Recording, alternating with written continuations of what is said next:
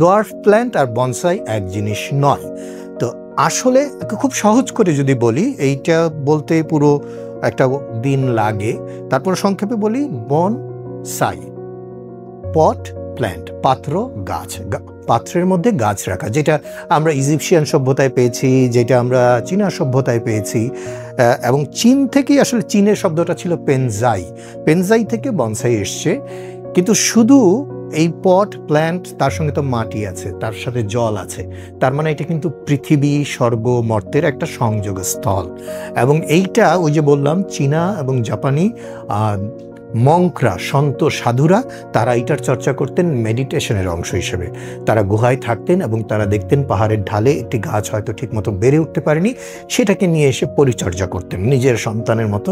এটাকে বছরের পর বছর, শত বছরের পুরনো বহু বনসাই আছে।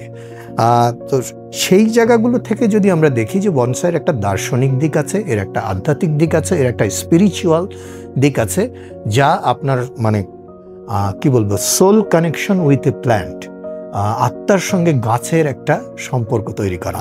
তো আমার মনে হয় আজকে আমরা যেই ক্রাউড, লাউড, ক্লামজি পৃথিবীতে বসবাস করি, বিশেষ করে দুঃখের সঙ্গে বলতে হচ্ছে যে এই যে ঢাকা শহরে আমরা যেরকম একটা ইট কাঠ রড পাথরের একটা রুক্ষ পৃথিবীতে বাস করি, সেইখানে প্রত্যেকের ঘরে প্রতিটা কোনায় যদি একটা বনসাই থাকে, হয়তো সে তার আত্মাটাকে একটা সবুজে ট্রান্সফর্ম করতে পারবে।